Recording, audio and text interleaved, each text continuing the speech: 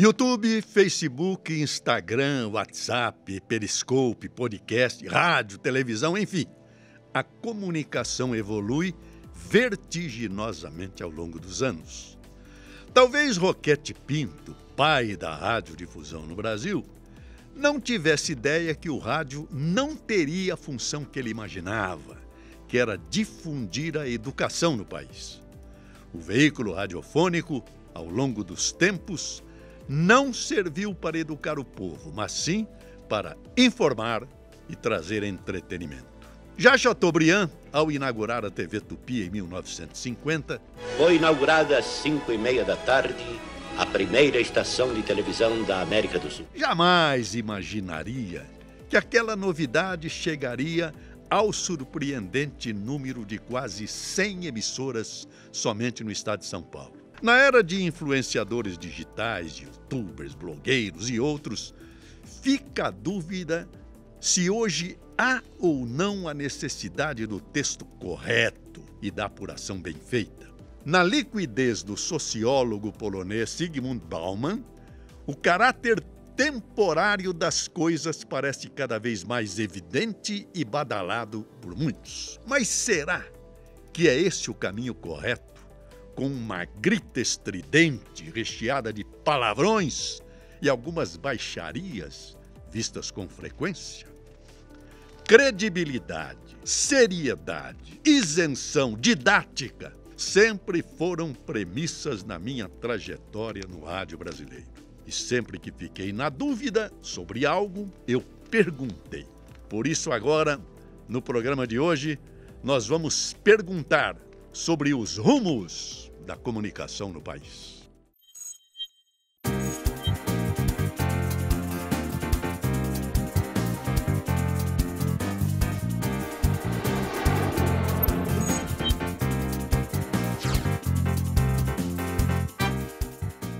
Senhores internautas e espectadores, hoje é um dia glorioso na minha vida de jornalista, porque eu recebo este patrimônio do jornalismo brasileiro, que é o companheiro Flávio Rico. Primeiro daqui aquele... Meu Deus do céu. Que prazer. Quanto tempo, hein? Obrigado, hein? Meu Deus. Obrigado. Flávio, eu que agradeço a sua presença aqui no programa. Este programa, Flávio, vamos falar do Brasil, tem por destino enaltecer os brasileiros, nossos cientistas, nossos políticos, nossos agricultores, nosso povo, afinal, nossos industriais, para mostrar que o Brasil não é apenas desgraça, violência, tanta corrupção, gente boa aqui, não é verdade?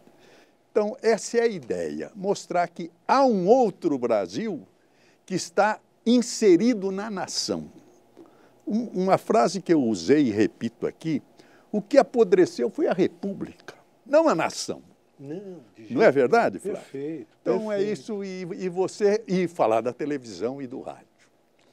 Você é o homem que é a enciclopédia do rádio e da televisão e das redes sociais. Você sabe como é que tudo começou para mim, José? Sei. Eu era moleque, estudava no Liceu Coração de Jesus, estudava de manhã, à tarde fazia lição e à noite eu completava a lição num quartinho que tinha na minha casa, no quintal. E eu lembro que naquele tempo eu ligava o rádio e escutava uma pessoa chamada Joseval Peixoto, às 8 horas da noite, na Rádio Pan-Americana. Verdade. Era um programa de... Microfone indiscreto. Microfone indiscreto. Ali se falava de esporte, claro, mas se falava de tudo. Isso. Quantas lições você me ajudou, Joseval, a escrever, a fazer. E eu, cunhado do Orlando Duarte, que foi seu amigo, depois... Foi meu comentarista há anos e anos. Isso, a vida nos aproximou, o Orlando trabalhando com você, fizemos algumas viagens juntos, exatamente. Você narrando, Orlando comentando.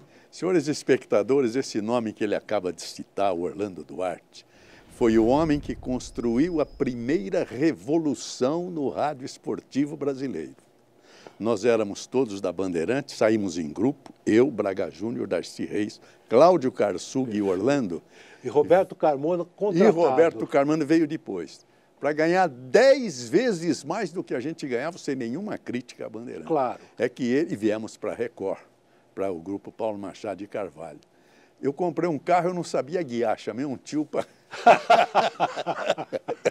Foi o Orlando Duarte. Olha o débito que eu tenho com esse... Rádio Record lá na Miruna Na Miruna. Rádio Record, 1000 kHz, exatamente. Tempo das ondas curtas, né? De 19, 25, 31. E de lá vocês foram para a Jovem Pan, não foi?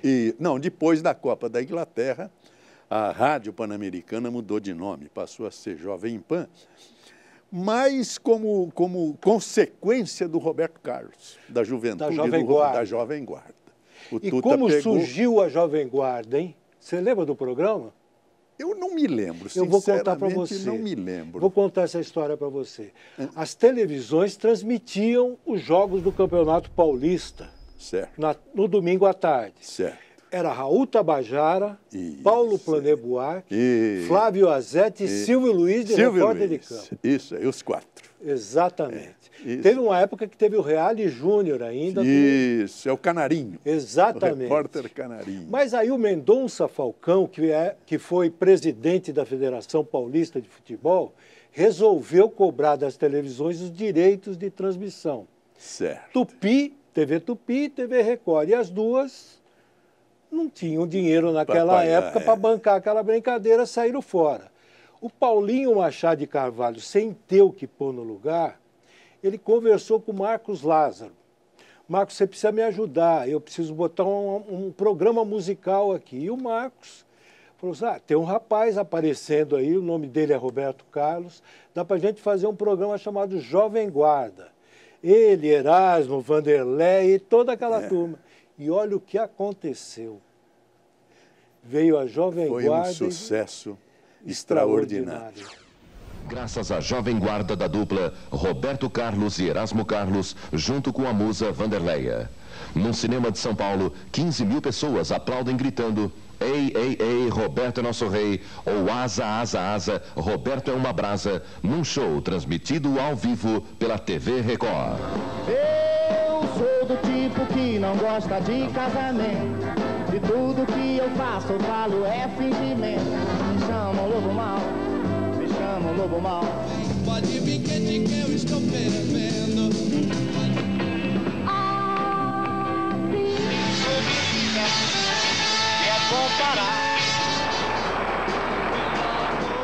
Pois é, e eu depois que comecei a narrar no rádio, eu era a terceira geração, porque os grandes locutores eram o Pedro Luiz, o Edson Leite, o Haroldo Fernandes, não é?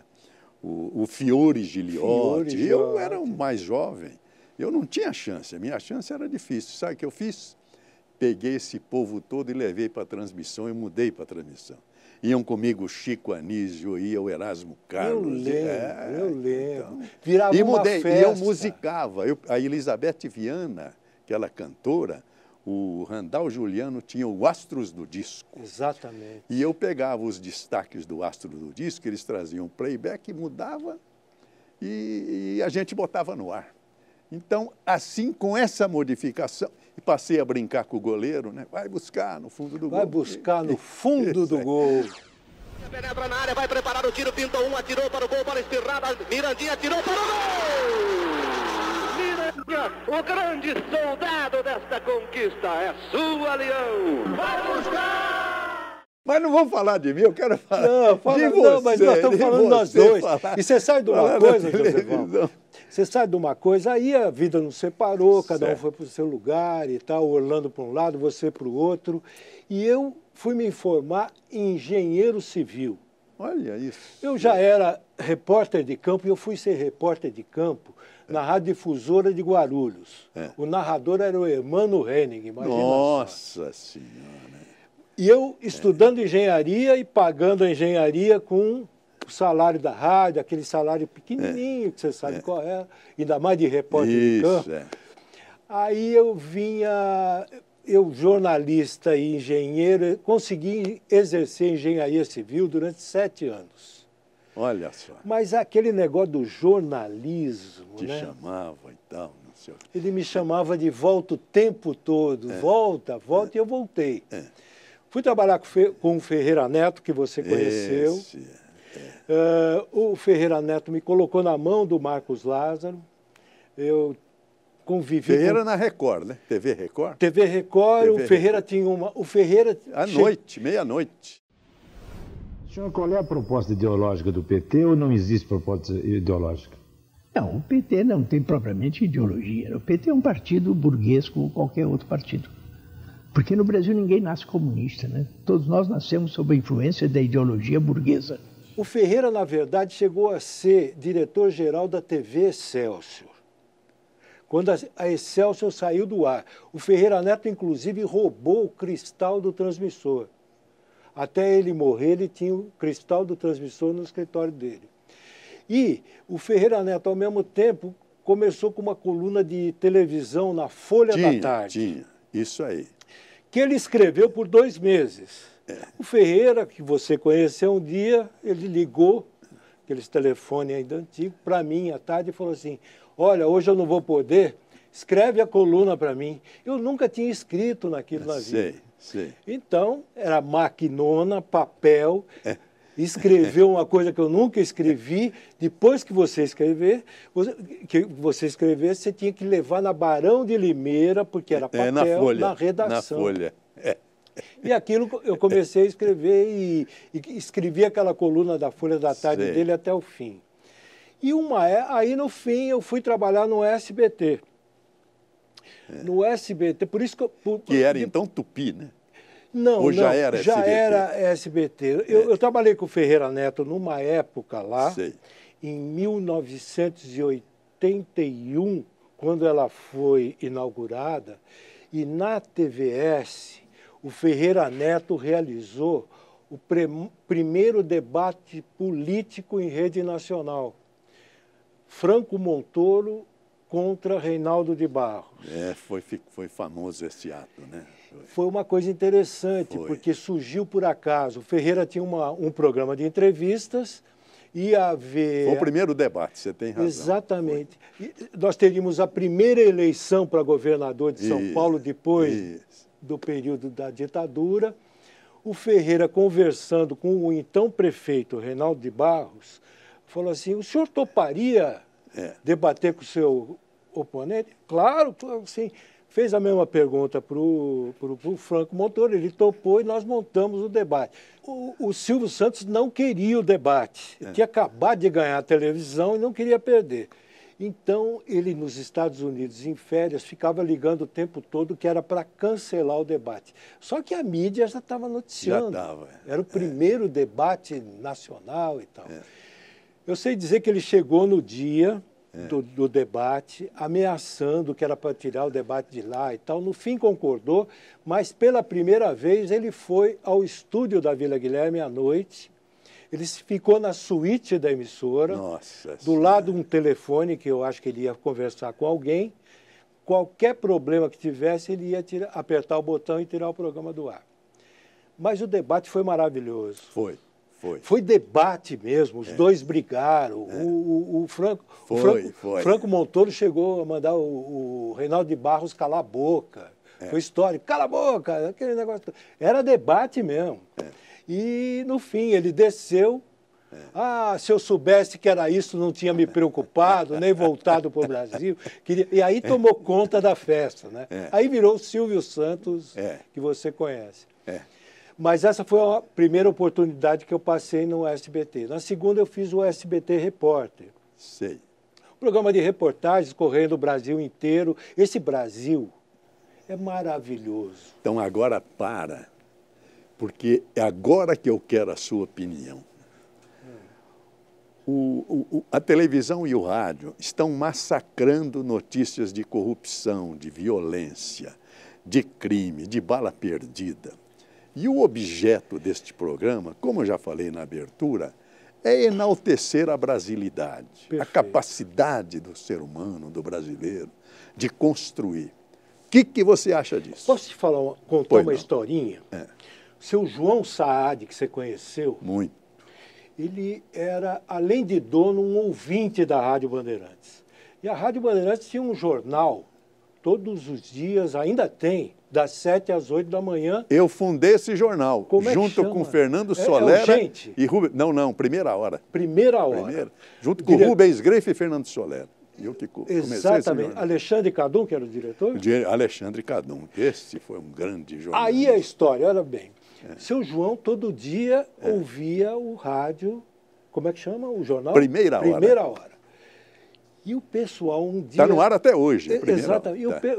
Num determinado dia, o pessoal mandando bala, só falando em desgraça, notícia ruim. Foi um festival. Seu João ligou na Rádio Bandeirantes, chamou o Cadunc e falou assim, Alexandre, bom dia, tudo bem?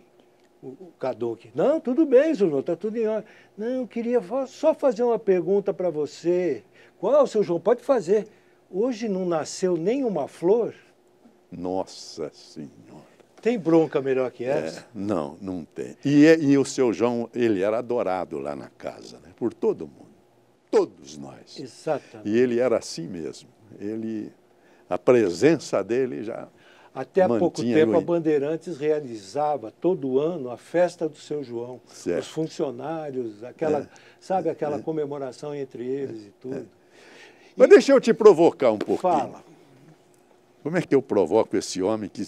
Bom, primeiro, como é que está o seu livro, A História da Televisão? Então, nós fizemos... Você e o Vanucci. Eu e o Zé Armando Vanucci. Sei. Foi uma ideia que o Fausto Silva deu. Sei.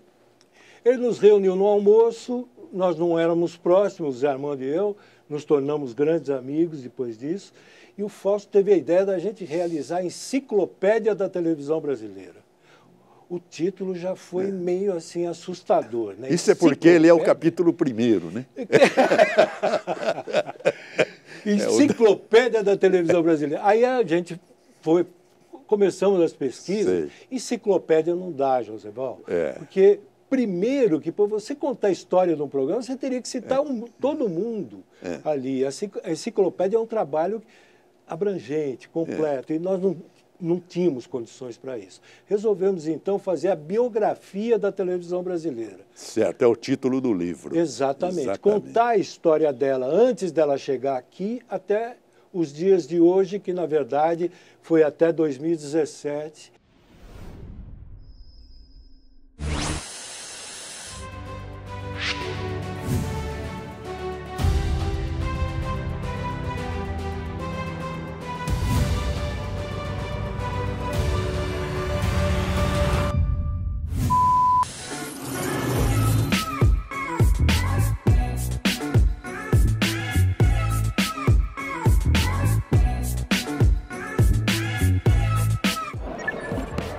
Estamos aqui, ó.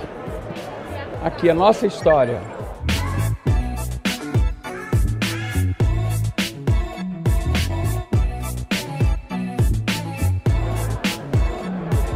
Nós procuramos contar a história da televisão de lá até aqui em todos os setores da televisão. Quem trouxe foi o Chateaubriand. Assis Chateaubriand. A televisão veio em 1950, ele começou a pensar em trazer em 1947. Quando ele veio para o Brasil e inaugurou, ele comprou 30 aparelhos de televisão e distribuiu pela cidade. Porque não existia. Era o rádio. O negócio da época era o rádio. Era o rádio, Foi inaugurada às 5h30 da tarde a primeira estação de televisão da América do Sul. E aí tem aquela história de que eram só 2 câmeras e que o Lima Duarte, tentando repetir a inauguração... O Lima Duarte era sonoplasta.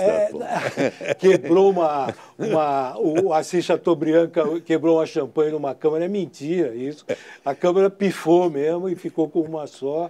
E é gozado, a gente fala muito de futebol. A Tupi transmitia futebol. Ela interrompia a programação na tarde de domingo para pegar as 3 câmeras e levar para o Pacaembu. Puxa vida. Isso eu assisti muito em novela. Às vezes faltava, sei lá, a cabeça da câmera. Tinha que buscar na Bandeirantes, porque todo mundo com a roupa de época, esperando, porque não tinha jeito de gravar. Não, e pior foi na TV Paulista.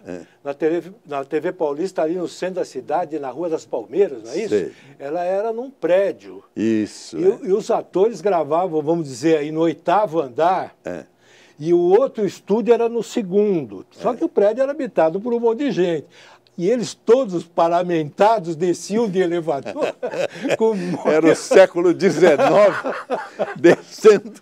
Você já imaginou? Se no elevador entra um cara vestido de príncipe?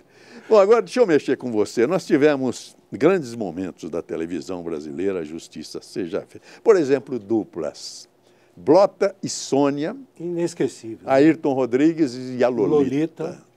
Programa Astro, não era não, programa... Não, era Almoço Clube com as dos Estrelas Artistas. e Clube dos Artistas. Boa noite, senhoras e senhores. Como sempre acontece na sexta-feira, o bar do Clube dos Artistas repleto de atrações, todas aquelas atrações que vão acontecer no nosso salão de festas. Boa noite, amigos. Boa noite, Brasil. Como todas as sextas-feiras, nós prometemos para os nossos amigos um programa dos mais interessantes. E o Blota era tudo. O Blota era tudo. Fino da Bossa. Isso, tudo. Show do dia 7. Show do dia 7. Roquete Pinto. Roquete Pinto. Eles eram formidáveis, os dois, né? Formidável. Formidável. Casados na vida real e casados na televisão. Isso impressionante. Depois não surgiu, a não ser o William Bonner, mas no jornalismo não se formou mais uma dupla. Né? Hein? Não, eu acho que não. E verifica uma coisa, Joseval, hoje a televisão, poucos programas têm mais de 2 apresentadores. Mais de 2 não dá certo. Repara bem. Levantaram, uma Chacrinha era sozinho, né? Alô, mulheres, cheguei, chorei, baixei e salvei. Alô. Chacrinha, Flávio Cavalcante. Tivemos gente. O Flávio quebrava o disco, lembra? O Flávio quebrava os discos, chamava o comercial 1 minuto para os nossos comerciais, né? Minuto para os nossos comerciais. Boa noite, amigos de todo o Brasil. Boa noite. O senhor Caetano Veloso, com todo o talento dele, com toda a imprensa que ele tem a favor dele, precisa ouvir que isso não se grava num país civilizado. Nossos comerciais, por favor. Daqui a pouco vamos ter, que nós aqui também temos os nossos comerciais. Os nossos comerciais. E a narração esportiva, de quem você gostava no rádio? Pedro, Eu comecei a pensar em rádio, acompanhar em rádio na Copa do Mundo de 58. Pedro Luiz e Edson Leite. Pedro Luiz, Suécia. Pedro Luiz e Edson Leite. Eram maravilhosos. Pedro Luiz, ele andava em cima da bola, né? Isso. Como perfeição, foi o mestre de todos nós. Eu acho, Pedro Luiz, sem dúvida. Tecnicamente perfeito. Mas a voz do Edson era linda, ecoava. Maravilhosa. Ecoava pela meu cronômetro marca. Isso aí. 17 minutos de partida pelo nosso cronômetro, 1-0 no marcador para o Brasil. Vai Barbosa agora colocar o Coro em movimento. Esquerda agora com Orlando. Orlando para Pelé. Pelé domina no peito, de calcanhar para Zagallo. Zagallo prepara-se, tem Pelé. Levantou, Pelé entrou de cabeça para o arco e gol! Da seleção do Brasil. Recebe neste instante a Coupe Gilles Rimet. Aplaudido por 53 mil pessoas no estádio de São Paulo. Você esteve na TV Excelsior, você falou? Tive. Quem fez aquilo foi o Edson. Foi o Edson. Foi o Edson Leite. Murilo Leite. Isso, não é? Isso. Pessoal bom demais. Mas também você há de reconhecer que depois de Edson Leite e Pedro Luiz veio Joseval Peixoto. Obrigado. Obrigado. Não foi? E agradeço que o Pedro é meu padrinho de casamento. Olha quem me contratou e me trouxe para São Paulo foi o Edson. Ele trouxe você de Presidente Prudente? Presidente Prudente. Ele fazia as finais do interior. Aquele ano foi Bragantino e Corintinha, da minha cidade. Ele esteve lá, foi à minha rádio, a gente conversou. Evidente que eu já dei a cantada. Ele falou, tem uma gravação? Tem. Mostrou, falou, está contratado. Aí eu vim contratado, não achei o Edson. A Bandeirantes tinha comprado a Guanabara. Nossa, ele foi para o Rio. Eu fui pedir emprego em São Paulo inteiro, ninguém me deu emprego. Foi preciso o Edson voltar. E o Flávio Araújo me botar lá dentro, diante dele, falou, Edson, olha o menino que você contratou aí. Ele falou, chama o Henrique Lobo, que era o diretor artístico. Conhecia tudo de música e tudo, né? Chamou o Henrique Lobo, tem um lugar para esse menino? Aí tenho, de madrugada. Então, de vez em quando, de madrugada, ele fazia o programa Variguedona da Noite. Isso. à meia-noite. De vez em quando um cara lá falava 0h15. Era o próprio. Você era o locutor comercial do rádio. Era isso que falava, né? Isso, comercial. Porque, Joseval, nessa época... Eu até época... falei, Edson, você me contratou como locutor esportivo? Ele falou, não, senhor. Você quer botar eu e o Pedro Luiz na meta e você irradiar Corinthians e São Paulo? Não, senhor, vai para a madrugada. E dei graças a Deus. Hoje. Mas, Joseval, você foi para uma época da Rádio Bandeirantes que ela tinha Pedro Luiz, Edson Leite, Darcy Reis, Braga Júnior, você... Fernando Solera, que irradiava, né? Foi essa época. Luiz Augusto Maltoni era repórter. Eu era o 8º. E os comentaristas Mário Moraes, Mauro Pinheiro e Orlando Duarte. Os três comentaristas. Né? Eu falei com o Tuta que criou a figura do comentarista. Falei outro dia com ele. Mesmo? E o Mário Moraes foi o primeiro comentarista. Porque o Mário Moraes queria Rádio São Paulo, queria fazer rádio teatro. Ele falou, porque irradiava o primeiro tempo, voltava para o estúdio. E só retornava no início do segundo tempo. Ele falou, não, agora vai ter comentário, não volta mais. Abre a jornada e vai até o fim. Falar em até o fim, chegou o fim da nossa primeira etapa. Agora nós temos um break, vamos faturar. E olha, voltou. Que alegria ter você aqui. Obrigado. Que honra, José Paulo. Obrigado. Vamos em frente daqui a pouco. Nosso break vai pro ar.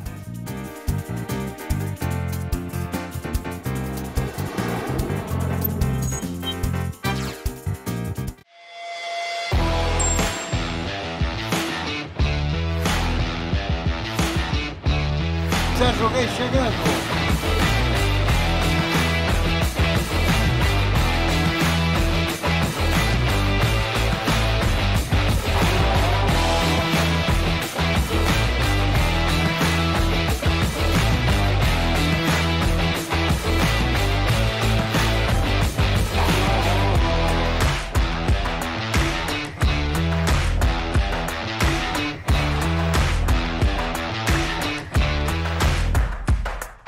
Hoje eu estou aqui para entrevistar você, Joseval. Isso é verdade? Prazer estar com vocês aí, muito grande, principalmente falar do Brasil. São 3 machos e uma fêmea, por sinal Maria, que com todos se parecia. Todos de olhar esperto pra ver bem de perto quem de muito longe é que vinha. Pra curar o teu despeito, vou meter briga no peito, sufocar teu coração. E nessa casa tem roteiro, briga em mim você.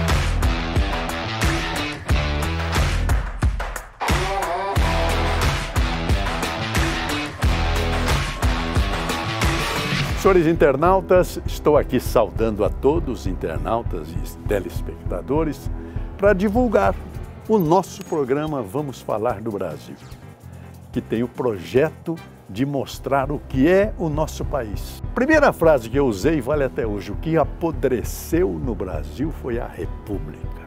A nação continua incólume, intacta. Nossos artistas, nossos industriais, nossos agricultores, nossas mulheres, todos constroem essa nação com orgulho e com grandeza. E com um detalhe curioso, todos os grandes nomes que aqui vieram para enriquecer o nosso programa citam uma frase impressionante: as empresas são as pessoas. Mais do que o produto, as empresas são as pessoas e se valorizam as pessoas. Por isso que eu vou mostrar para os senhores como para nós também o programa são as pessoas. Eu vou citar as pessoas que já vieram. Veja bem, começou com o governador João Dória. Deixou o Palácio do Governo e veio aqui para abrir o programa Vamos Falar do Brasil. José Walter, você tem razão. Educação e saúde são duas prioridades tão óbvias que devem fazer parte das prioridades de qualquer governo, estadual, municipal e federal. E acho que ele sabe o que está falando. Também veio Gustavo Junqueira, o nosso secretário da Agricultura. A Secretaria da Agricultura é a mais antiga secretaria do governo do Estado de São Paulo, né? Vem de 1892 e era uma secretaria de desenvolvimento econômico. Também veio o nosso ilustre secretário dos Transportes, João Otaviano Machado Neto. Novas plataformas de tecnologia, como nós falamos das rodovias inteligentes, se eu consigo conversar com a rodovia, caminhão, em vez de ficar num congestionamento na marginal aqui, eu crio um corredor logístico com uma tarifa diferenciada e naquele corredor ele terá um incentivo tarifário em que a tarifa vai diminuir. Também veio figura extraordinária, Dr. Luiz Henrique Mandetta. Europeu, eles todos são sistemas já de muitos anos e o Brasil na primeira infância, vamos dizer assim, no sistema de saúde. Também veio o ex-ministro, que eu considero ministro da Agricultura, Roberto Rodrigues, que vai nos dar um show da história da vida e da natureza. Daqui a pouco vamos ter colhedeiras andando na roça, colhendo 3, 4 colhedeiras manejadas por um único operador no escritório, via satélite.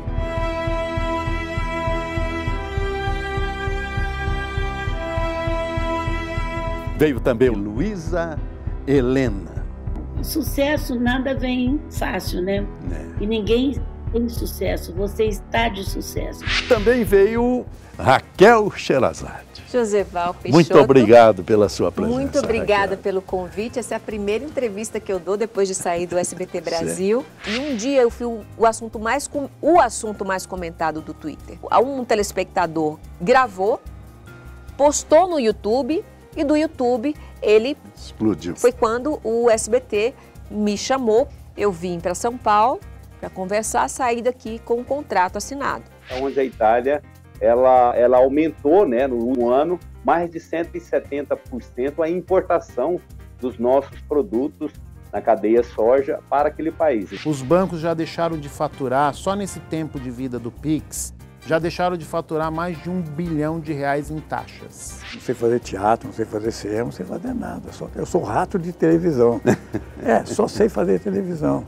Então eu acho que a televisão é um grande transportador da arte, da cultura.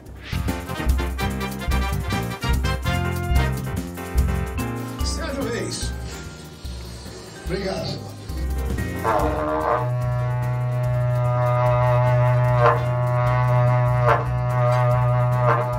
Ok, ação, vem. Ora, você vai numa novela que vai no horário nobre, na Manchete, vai ser no Pantanal, do Benedito Rui Barbosa.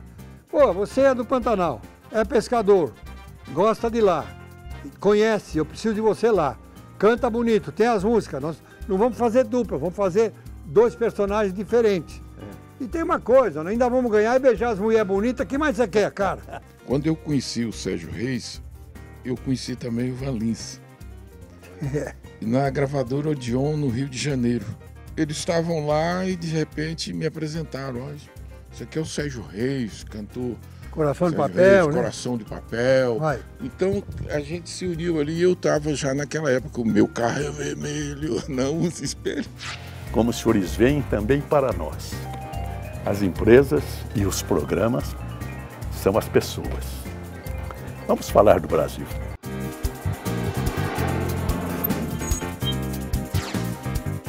Estamos voltando com a apresentação do programa Vamos Falar do Brasil, hoje recebendo essa figura maravilhosa do Flávio Rico, que tem a história toda da televisão.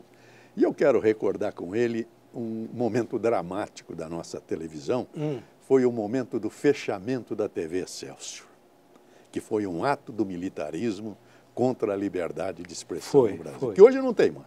Hoje a Constituição nos garante. A televisão Excelsior foi vítima da ditadura militar. A televisão Excelsior era a melhor emissora do país. Acabou tudo e nós lá. 8 meses sem receber. Eu me lembro que quando a gente terminou de gravar o 10 Vidas, só tinham 2 personagens, eu e o carcereiro, porque todo o elenco já tinha ido embora porque não recebiam.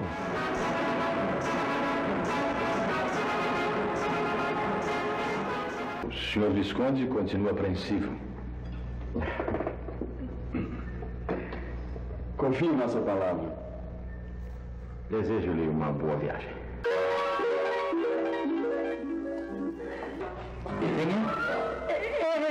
É uma moça. O que é uma moça, eu sei, né, Nica? Foi lamentável aquilo, foi muito triste. Foi uma passagem, sabe? Dramática. Eu ainda não estava envolvido nesse processo, não estava muito nessa vida, mas acompanhava o noticiário. Foi um momento doloroso na história da comunicação brasileira. A TV Excelsior fez uma televisão que hoje, guardadas as devidas proporções, a Globo que está fazendo. A TV Excelsior, ela revolucionou a transmissão esportiva, ela revolucionou a dramaturgia, as novelas.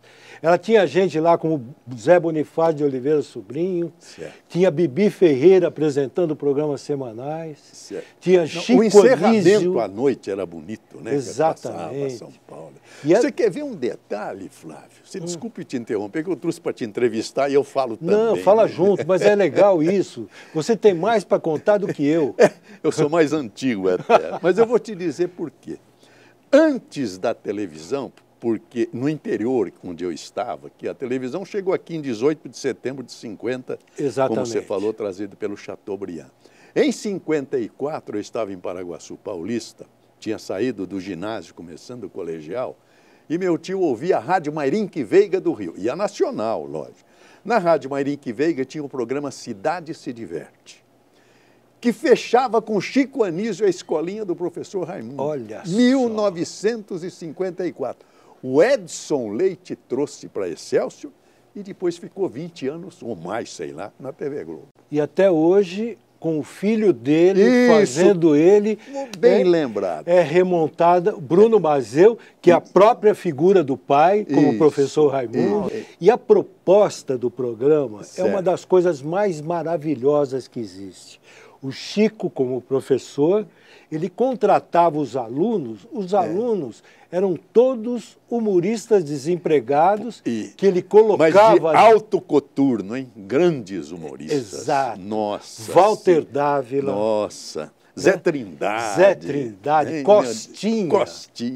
Costinha, você sabe que hoje o Costinha, eu acho que ele teria dificuldades de trabalhar na televisão. Por quê? Aquele jeitão. Politicamente correto, né? Você já imaginou aquele boom descendo e ele fazendo aquele...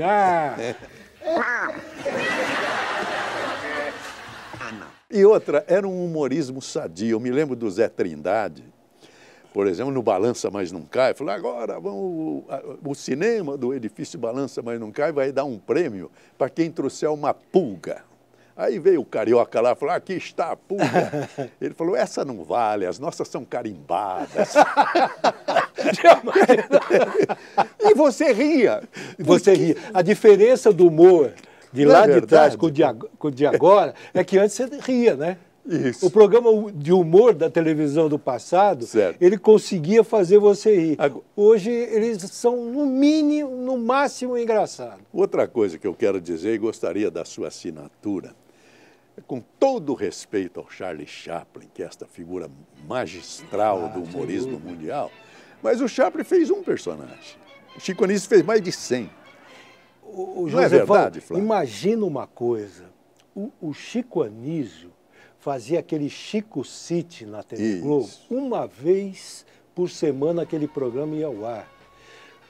Você imagina o trabalho que dava fazer aquele programa, eles tinham um dia de estúdio, o Chico com todos aqueles personagens, aquele elenco todo. Nossa Senhora. Os redatores eram maravilhosos. Eram, sim. Ele era maravilhoso para criar, para desenvolver. E ele criou tipos que ficaram para a história, né? Outro dia eu voltei a falar com o Tuta sobre humorismo, se podia retornar ao rádio, ele falou, falta texto.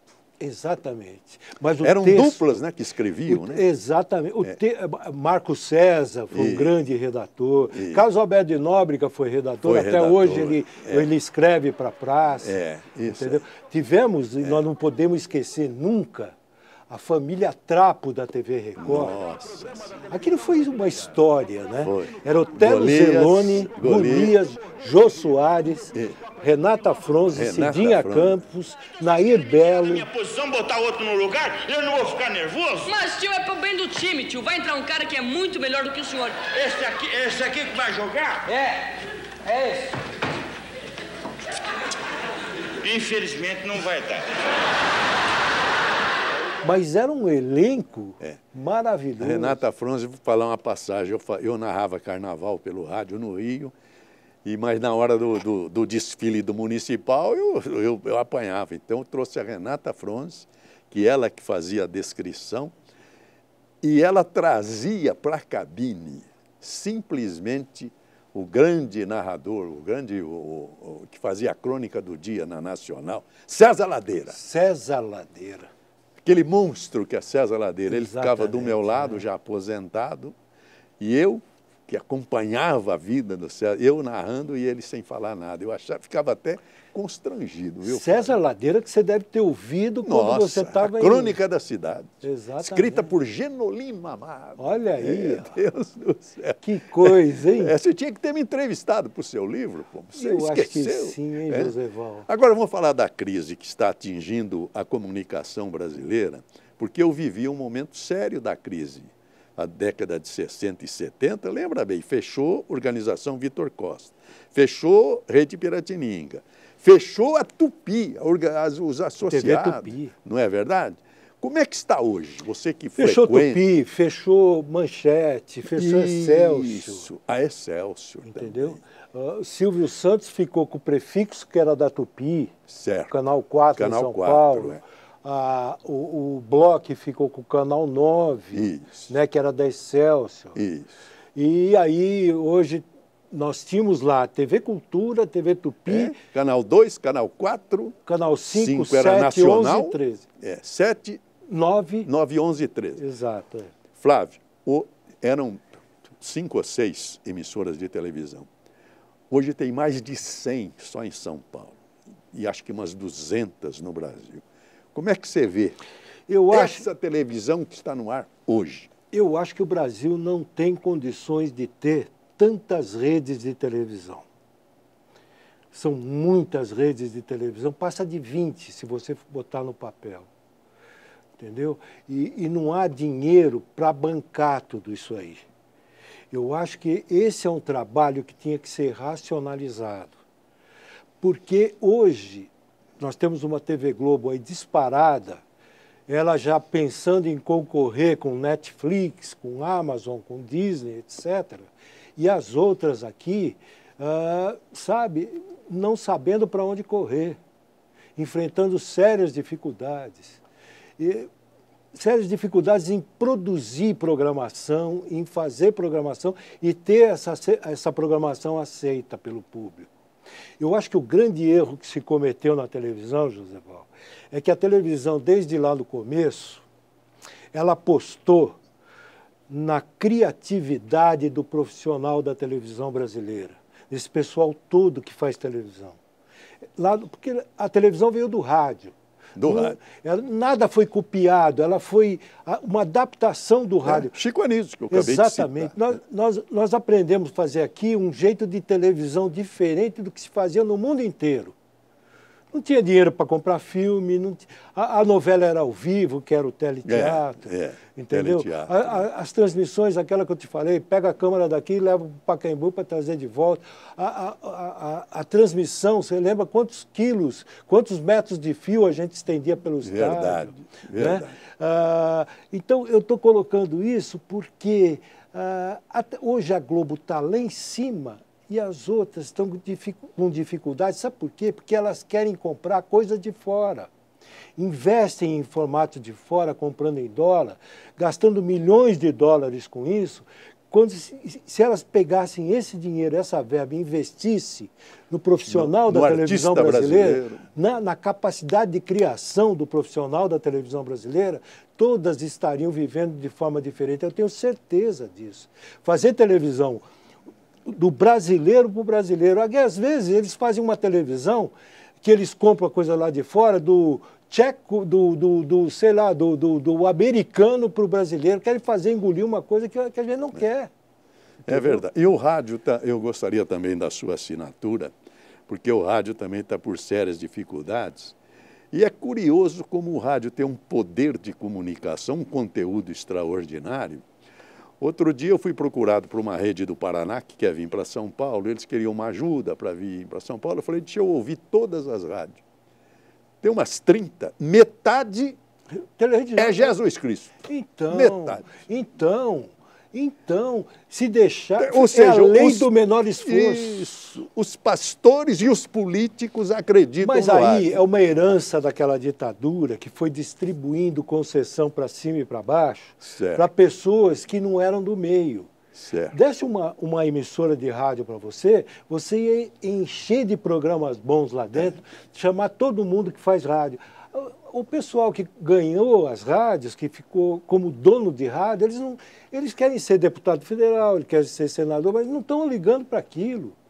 Então, é mais fácil para eles, em vez de contratar o profissional da comunicação, vender para um pastor. Entendeu? É o que está acontecendo. É o que está acontecendo. E que, lamentavelmente, está começando a acontecer com muita televisão também. Hoje você pega, por exemplo, uma rede de televisão, posso citar o nome? Ora. Rede TV, por exemplo, ela tem, das 24 horas do dia, ela tem 14 vendidas. Sobram 10 para fazer produção própria. Para fazer entendeu? Programa. É mais fácil vender do que fazer televisão. Aí virou um comércio meio idiota, né? Outra coisa, Flávio, que eu também gostaria da sua opinião, é sobre a liberdade de informação. É garantida pela Constituição do Brasil, mas é para o jornal escrito. A liberdade de expressão no jornal escrito é plena no Brasil, por causa do artigo 220 da Constituição. Eu até vou fechar o programa com isso, porque a liberdade é tudo para nós, jornalistas.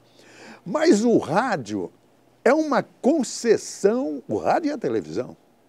É uma concessão a título precário, renovável, não sei, a cada 5, 10 anos, e pertence ao Ministério das Comunicações. Então, a liberdade no rádio e na televisão é limitada. Deixa eu te contar uma coisa. Você não acha isso? Deixa eu te contar uma coisa, José. Pois não. Acho, mas quero acrescentar um negócio aqui. Eu trabalhava com o Ferreira Neto conseguiu concessão de 2 rádios. Sei. Uma em Boituva, AM, e uma FM em Avaré. Colocamos a Boituva uma cidade que não tinha rádio, funcionou razoavelmente bem, uma rádio AM. Aí, em Avaré, uma FM. Os nossos concorrentes eram 2 políticos. Hoje são pastores e políticos. Exatamente. Então, nós não tivemos como implantar nossa rádio e enfrentar a rádio de 2 políticos, porque eles não tinham necessidade de buscar a propaganda no mercado como nós tínhamos que buscar.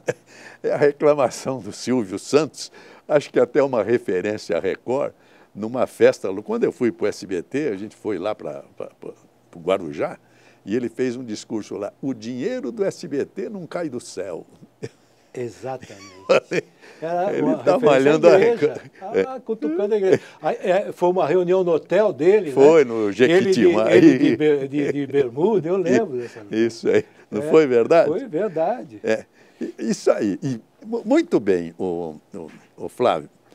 Você falou do seu livro, nós já falamos do seu livro, mas eu sei que você escreve para vários jornais brasileiros. Então, quando eu... A sua coluna... Eu saí do SBT... Sei.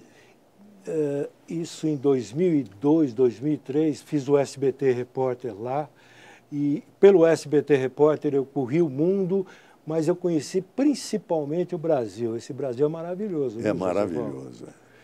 Temos coisa para mostrar, né? Muita coisa para mostrar. Pena que a gente não dê tanto valor a elas, entendeu? Mas o nosso programa vai dar. vamos falar do Brasil. É evidente que, como eu citei aqui, se tiver um incêndio da Amazônia, a gente mostra o incêndio. Mas mostraremos também a beleza da floresta. Eu fui lá. Pulmão. Eu fiz um programa lá, uma coisa maravilhosa. Na Amazônia. Na Amazônia. Fui fazer lá e até tem uma passagem curiosa, essa aí até engraçada. Nós fomos fazer os hotéis de selva. Nossa. Tinha uns 7 hotéis funcionando e tal. E é estrangeiro que vem para esses hotéis ou Brasil? Não, eram todos brasileiros. Olha. Que eu conheci, e todos funcionando. Tinha o Ariaú, que era o melhor deles, o mais famoso. Nem sei se funciona até hoje. Mas um hotel que você morava mesmo em cima da cúpula da Copa. Copa da Árvore. Cúpula é de Brasília, do Senado. Copa da Árvore é a Copa. Copa da Árvore. Você morava, ali era teu quarto, o banho era meio frio, mas era maravilhoso. E nós fizemos toda essa série de reportagens e fomos fazer uma mais distante, bem mais distante. Sei. E a dona foi com a gente. Fomos em 2 barquinhos, uma equipe de televisão, que você sabe. Eram 2 cinegrafistas, um iluminador, o repórter, eu, né, como produtor e diretor da matéria, ela, uma amiga. Fomos em 2 barcos, aqueles barquinhos que você conhece, da Amazônia, né? Lanchinha, né? Subimos o rio e tal. Não, descemos o rio e fomos para lá. Chegamos lá, fizemos e tal. Só que ela queria aparecer na matéria. E não era esse o espírito. Tá certo. Aí fomos fazer uma matéria meio afastado. Quando voltamos, ela tinha ido embora com um barco. E deixou só um para a gente e botar todo mundo lá dentro. E a gente nós iniciamos a viagem de volta, subindo o rio, voltando para Manaus. E o moço que dirigia a lancha, toda hora ele pegava um bujãozinho e dava uma balançada e me chamava a atenção, né? Eu falei, mas o que é isso? Ele falou assim, não, é para ver se tem gasolina. Eu falei, mas vai dar gasolina para a gente chegar? Vamos torcer, porque é muita gente. E a gente subindo e anoitecendo. E anoitecendo, naqueles rios do Amazonas... Você não vê a margem. A gente pegava o Sangam. Sangam é esse aparelho de iluminação que a gente tem aqui. E dava uma iluminada com um pouco de bateria que restava nas margens do rio. Sim. A gente só via aqueles 2 olhinhos de jacaré assim, ó. Cair ali tá frito. Não, e aí balançando. Nossa Senhora. Chegou uma hora que ele falou assim... Não vai ter mais combustível para a gente chegar. E o negócio começou, e aí no meio do rio. O jeito foi encostar numa margem, no Amazonas, e que tinha uma casa ali. Sei. Tinha que passar a noite ali, não tinha outro jeito. Mas o dono não tinha um celular? Não, ainda não, José. Olha que coisa. Aí fomos lá, era uma senhora que estava sem o marido, ela estava só com os filhos. Uma situação bem desagradável, aquele monte de homem, recebendo aquele monte de homem. Expliquei a situação para ela, ela falou assim, não, vocês, por favor, olha como é que é, né? Vocês, por favor, vocês vão passar a noite aqui, é perigoso, porque não sei o quê. De manhã tem um jeito, eu vou me comunicar para que venha socorro para vocês, mas vocês vão passar a noite aqui. Passamos a noite lá, até no dia seguinte, poder voltar para... Mas o Brasil tem coisas maravilhosas. Tem.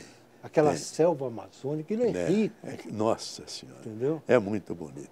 Muito bem, agora eu queria falar sobre a liberdade. Você é um homem muito corajoso, eu sempre te admirei. Você foi o primeiro homem que praticamente largou a TV aberta e foi para a rede social. A sua coluna era na rede social, que hoje é um sucesso. Tem um lado bom, que é maravilhoso isso. Sabe por quê? Ele te obriga a não errar. Isso aí. Você não pode errar. E você tem leitor no mundo inteiro, né? Em razão você acaba tendo no mundo inteiro. Mundo inteiro. Você acaba E a liberdade de informação é plena para você? É plena. Não, o colunista, ele arca com tudo aquilo que ele é responsável pelo que ele fala. Tem que ter muito cuidado. Você sabe que eu estou invicto, Joséval? Eu nunca fui processado. Pô, eu estou nessa estrada há tanto tempo, escrevo tanto tempo, minha coluna é diária... Mas e a crítica daqueles que são criticados? Critica você, dos que são criticados por você. Não te machuca, não te incomoda? Sabe o que acontece, Joséval? Isso é muito relativo. Você mais do que eu, você é um professor nisso, você deve saber. Quando você fala bem, a pessoa nem liga para você. No que você escreveu alguma coisa, não que você falou mal, mas que você não atendeu perfeitamente a expectativa da pessoa, ela vira teu inimigo de morte. Mas é um inimigo de morte com prazo de validade bem curtinho. No dia seguinte você fala uma... Mas a gente tem que conviver com isso, certo. Não é? A informação, eu acho, que eu cheguei, que a minha coluna, ela chegou a ter o peso que ela tem, porque eu tenho respeito com o meu leitor. Verdade. Entendeu? Eu acho que isso é fundamental. Por isso que nós trouxemos você aqui, porque você é a enciclopédia da televisão. Obrigado. Flávio, muito obrigado pela sua presença. Obrigado. Mais Foi uma honra, vez. Joséval. Eu quero fechar com a liberdade. Tá. Porque a liberdade é tudo para nós. Na Constituição do Brasil, e eu adoro e amo a Constituição brasileira, está lá no artigo 220, parágrafo 1º, nenhuma lei conterá dispositivo que possa constituir embaraço à livre informação jornalística em qualquer veículo das redes sociais. Começou aí. Os romanos criaram a frase libertas quaeseratame, liberdade ainda que tarde. Os franceses, na Revolução, botaram como primeiro axioma a liberté, égalité, fraternité. O Paulo Bonfim, esse grande poeta que nós perdemos este ano, ele dizia que amava tanto a liberdade que queria ter um filho com ela. Você imagina? Olha o só. Paulo Bonfim. Fui office boy dele, na Gazeta Esportiva. Nossa Senhora. E afinal, há mais de 2000 anos, também os romanos construíram a ideia de que a liberdade é um paradoxo, porque pressupõe uma servidão. Servidão à lei. Eles diziam, serve lege sumus, somos escravos da lei. Utilibiri possimus esse. Somos escravos da lei para que possamos ser livres.